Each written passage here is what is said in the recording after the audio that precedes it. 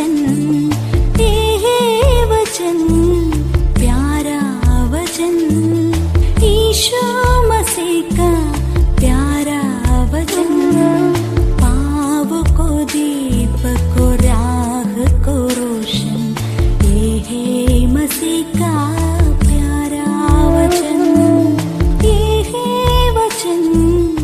परमेश्वर के धन्य नाम की महिमा हो। प्रभात मनन के सत्र 2055 में आप सभी का बहुत ही विनम्रता के साथ स्वागत करता हूं। आइए आज का मनन के लिए हम पढ़ते हैं बाइबल से प्राणियों की पत्री अध्याय 11 पद 3। विश्वास ही से हम जान जाते हैं कि सारी सृष्टि की रचना परमेश्वर के वचन के द्वारा हुई है, पर यह नहीं कि जो कुछ देखने में आता है वह देखी हुई वस्तुओं से बना हो। विश्वास के संबंध में सार्वजनिक रूप में अधिकांश लोगों की धारणा यह है कि विश्वास और विज्ञान के बीच कोई लेना देना नहीं है। इसलिए ही अक्सर ईश्वर के अस्तित्व का इनकार करने वाले नास्तिक लोग ईश्वर के अस्तित्व पर विश्वास करने वालों का मजाक उड़ाते हुए सामूहिक माध्यमों में देखने में आते हैं। इन अंतिम दिनों में इस प्रकार के स्व घोषित बुद्धिजीवियों की संख्या काफी हो गए हैं। ऐसा होना भी परमेश्वर के वचन के अनुसार की एक बात ही है, क्योंकि महासंकट काल में धरती पर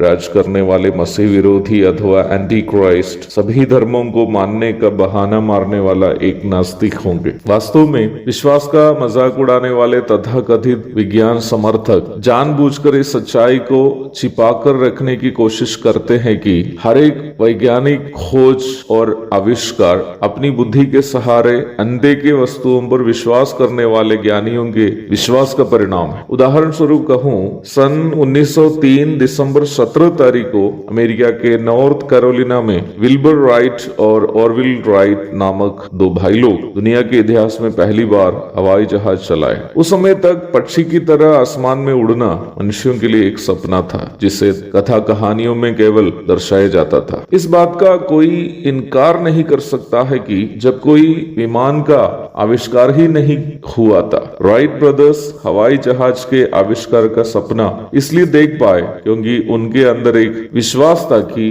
कभी मनुष्य भी आसमान में पक्षियों की तरह यात्रा करके दूरियां पार कर पाएंगे। दुनिया के हर एक आविष्कार या खोज किसी न किसी व्यक्ति के विश्वास का परिणाम है। निम्न विश्वासों को विज्ञान की भाषा में हाइपोथेसिस अथवा परिकल्पना कहते हैं। हाइपोथेसिस अथवा वैज्ञानिक परिकल्पनाएं सीमित सबूतों के आधारित तैयार की जाने वाली धारणाएं होती है। उन धारणाओं से वैज्ञानिक लोग खोजबीन करते करते अंत में कोई निष्कर्ष पर पहुंच जाते हैं। इसलिए ये प्रस्ताव बिल्कुल अर्थशून्य है कि वैज्ञानिक लोगों को विश्वास से कोई लेना देना नहीं होता। प्रारंभ में पढ़ी गई आयत में ध्यान से देखने से आप इस बात को अवश्य समझ पाएंगे कि परमेश्वर के अस्तित्व के संबंधित विश्वास को पवित्र आत्मा वैज्ञानिक परिप्रेक्ष्य में यहाँ समझा रहा है। बाइबल एक वैज्ञानिक ग्रंथ नहीं है, परंतु किसी भी परिप्रेक्ष्य में बाइबल को समझने की कोशिश करने वालों को परमेश्वर के आत्मा की मदद से बाइबल समझना मुश्किल बात नहीं होगी। परमेश्वर के अस्तित्व संबंधित एक प्रस्ताव के रूप में लेखक कह रहा है कि विश्वास ही से हम जान जाते हैं कि सारी सृष्टि की रचना परमेश्वर के वचन के द्वारा हुई है, पर यह नहीं कि जो कुछ देखने में आता है वह देखी हुई वस्तुओं से बना हो। लेखक कह रहा है कि अदृश्य परमेश्वर के अस्तित्व को प्रकट करने वाली उनकी सृष्टि जो दृश्य है, परमेश्वर पर हमारा विश्वास का एक उत्तम प्रमाण है। हम परमेश्वर को देखते नहीं हैं, परंतु परमेश्वर की सृष्टि परमेश्वर के अस्तित्व का एक महत्वपूर्ण प्रमाण है और अदृश्य परमेश्वर के द्वारा सृष्टि की गई संसार की वस्तुएं परमेश्वर के अस्तित्व को प्रमाणित करती हैं। ये प्रस्ताव कितना हद तक सही है, विशेषकर वैज्ञानिक परिप्रेक्ष्य में। समय के अभाव में आज मैं आगे की ओर बढ़ना नहीं चाहता। प्रभु दया करे तो निम्न महत्वपूर्ण तथ्य की चर्चा हम कल करेंगे। तब तक के लिए आपसे विदा हो जाता हूँ, एक नया और धन्य शुभ दिन देकर। प्रभु आज आप सबको आशीषित करे। आमीन।